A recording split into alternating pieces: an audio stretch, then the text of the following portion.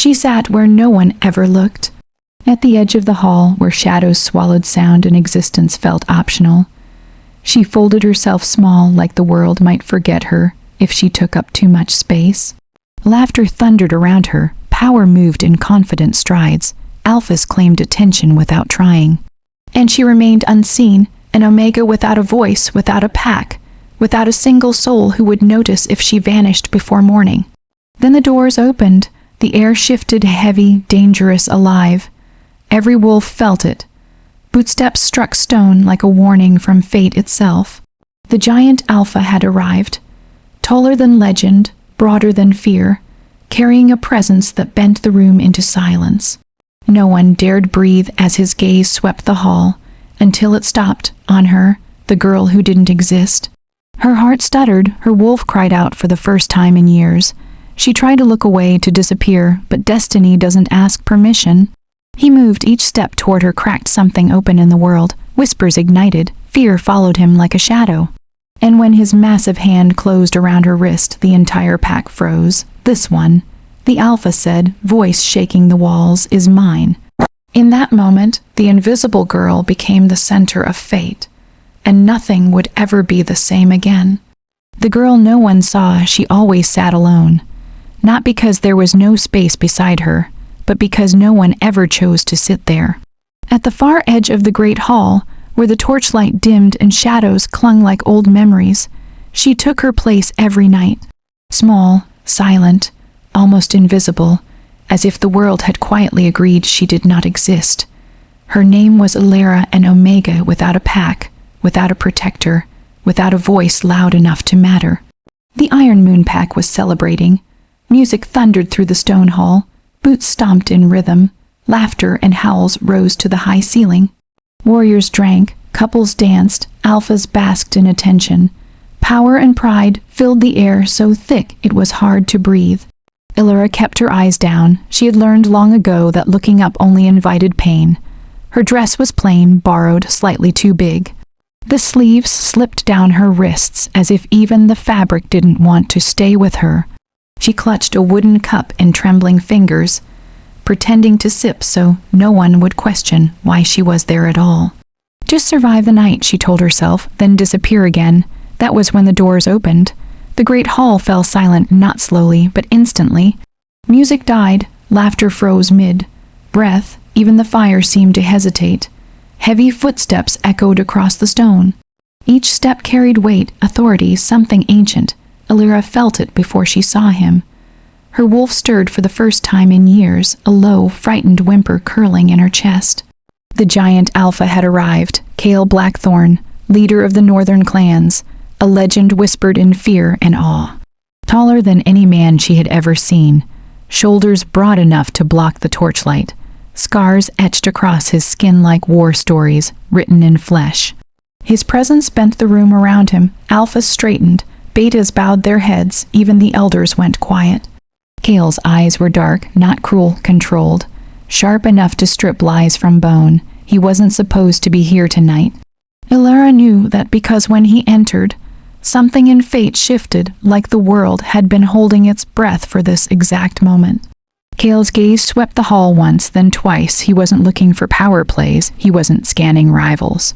He was searching, and then his eyes stopped, on her, on the girl sitting alone like she didn't exist. Illyra felt it like a physical blow.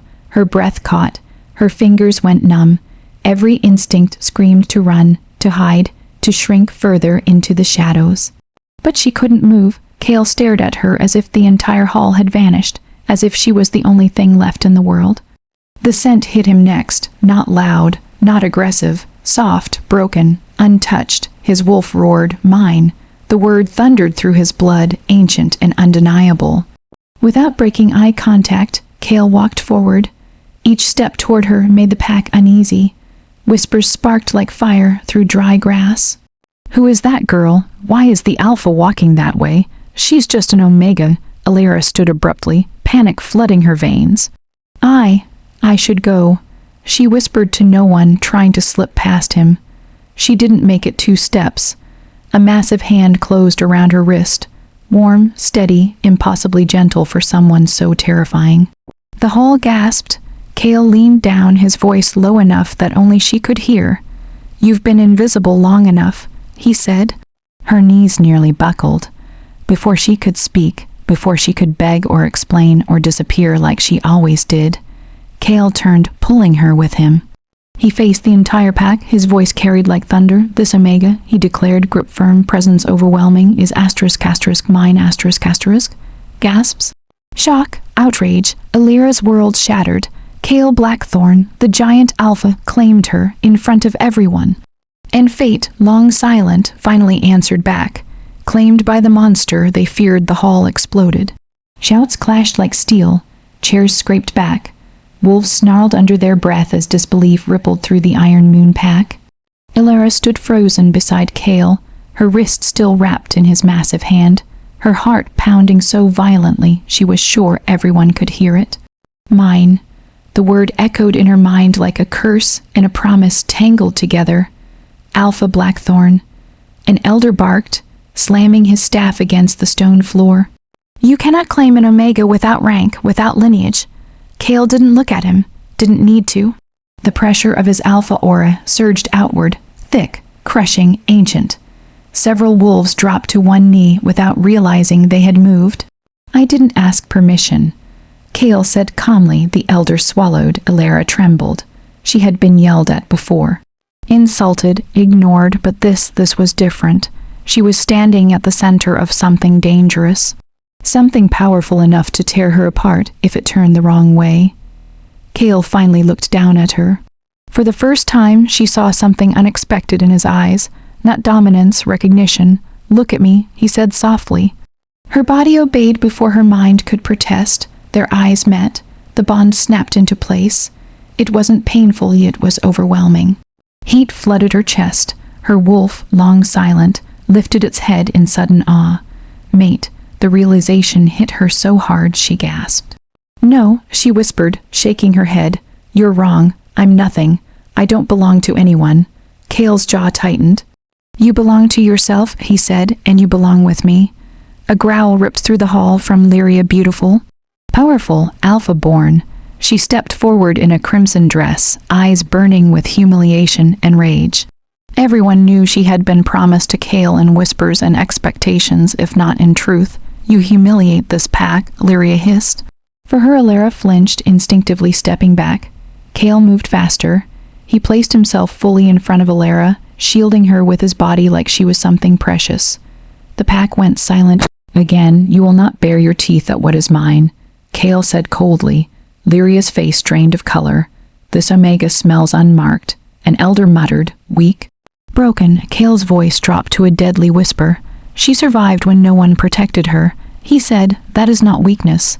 Alira's throat burned. No one had ever defended her, not once. Kale turned to her then, ignoring the entire world. "You're shaking," he said. "I'm scared." She admitted, voice barely there. "They hate me." His thumb brushed over her wrist, grounding her. "Good," he said. "Fear keeps you alive, but no one here will touch you. How can you be so sure?" She asked. Kale lifted her hand slowly, deliberately, and pressed his lips to her knuckles. The hall erupted into chaos, because the giant alpha bowed to an Omega. "Because," he said, "eyes never..." Leaving hers, "They fear me more." Her knees finally gave out. Kale caught her instantly, lifting her as if she weighed nothing. Alira gasped as she was pressed against his chest, the steady thunder of his heart beneath her ear. "I won't let you fall," he murmured. "Not ever again." As he carried her toward the doors, the pack parted in terrified silence. Alira clutched his cloak, overwhelmed, frightened and safe for the first time in her life, but beyond the hall shadows waited, and not everyone would accept the giant alpha's choice. The room where fear learned her name, the doors slammed shut behind them. Silence swallowed the corridor, broken only by Alira's unsteady breathing and the heavy rhythm of Kale's boots against the stone floor. Torchlight flickered across the walls as he carried her deeper into the alpha wing, a place she had never been allowed to enter. She should have been terrified. Instead, she felt held. Kale did not rush. Every step was deliberate. Controlled, as if he were giving the world time to adjust to what he had done. Finally, he stopped before a massive oak door carved with ancient runes. "My chambers," he said. Alira stiffened. I can sleep anywhere else," she whispered quickly. "I don't want to cause more trouble." Kale looked down at her, expression unreadable. You didn't cause anything, he said. You revealed it. He pushed the door open. Warmth greeted them, not just heat from the hearth, but something live. Din, furs layered the floor. A large bed sat near the fire, unthreatening despite its size. The scent of pine, smoke, and steel wrapped around her his scent, and beneath it, faint traces of loneliness. Cale set her down gently, but his hands lingered just long enough to make her aware of how strong they were. You're safe here, he said. Alira hugged her arms around herself. Safe doesn't last for me. Something dark flashed in his eyes. It will, he said, because I'm staying. Her heart skipped. You will stay? She asked. He nodded once. Silence stretched. Then her knees buckled again, not from fear this time, but exhaustion. The adrenaline drained from her body all at once. Cale caught her before she hit the floor. Easy, he murmured. He guided her to the bed, sitting her down before kneeling in front of her, a sight so shocking she forgot how to breathe. A giant alpha on his knees. Does anything hurt? He asked. She shook her head. No one has ever asked me that, she admitted quietly. His jaw tightened. Tell me, he said, voice low. Dangerous. Who hurt you? Her fingers twisted in the fabric of her dress. It doesn't matter, she whispered. I survived. That matters, he corrected, and it tells me they failed. She looked at him, then really looked up close. The scars on his skin weren't terrifying. They were history, proof of battles endured. His eyes, dark as night, held patience and restraint. You don't look at me like the others, she said softly. How do they look at you? He asked. Like I take up space I don't deserve. Cale reached out slowly, giving her time to pull away. She didn't. His finger lifted her chin. You exist, he said firmly. That alone gives you worth. Something in her broke. Tears spilled down her cheeks, silent, shaking, years of being unseen finally collapsing. Cale rose and pulled her into his chest, holding her without claiming, without demanding, just holding. She cried into him like she had never been allowed to cry before. Outside the chamber, whispers spread. An Omega in the Alpha's bed. A bond unapproved. A future uncertain, and deep beneath the mountain, something ancient stirred, awakened by the return of a bond thought lost to legend. Alira fell asleep in Cale's arms. For the first time, she did not dream of being alone, but dawn would bring consequences, and the pack would not stay silent forever. The morning the pack challenged fate, dawn crept into the chamber like a cautious witness. Pale light spilled across stone walls and furs, touching Alira's face gently, as if even the sun feared waking her too roughly. She stirred, confused at first by the warmth around her. Strong arms, a steady heartbeat. She froze, then she remembered the hall, the claim, the giant alpha who had chosen her in front of everyone. Cale. She lifted her head slowly. His chest rose beneath her cheek, solid and real. One massive arm was draped around her, not possessive, protective. His face in sleep was different, less carved from stone, more human. For a moment, she simply watched him.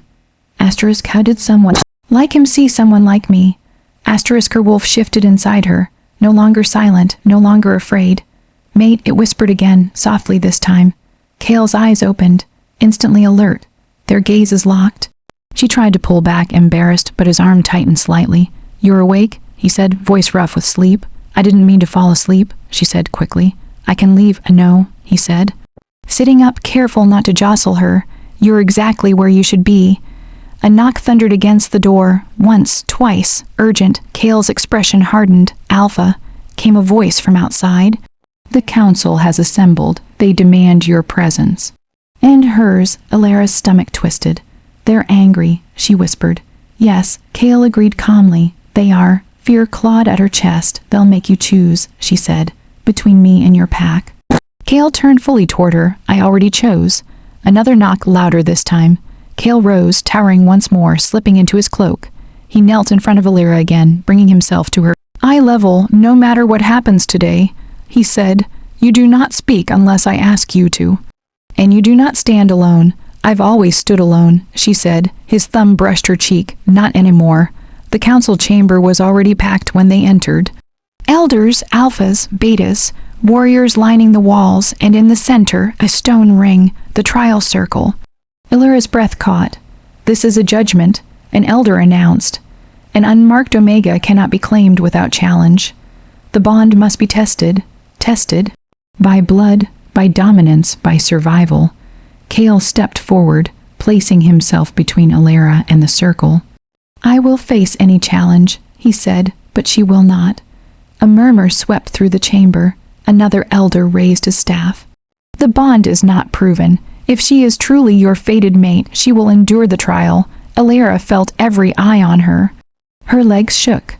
Cale turned to her, conflict flickering in his gaze for the first time.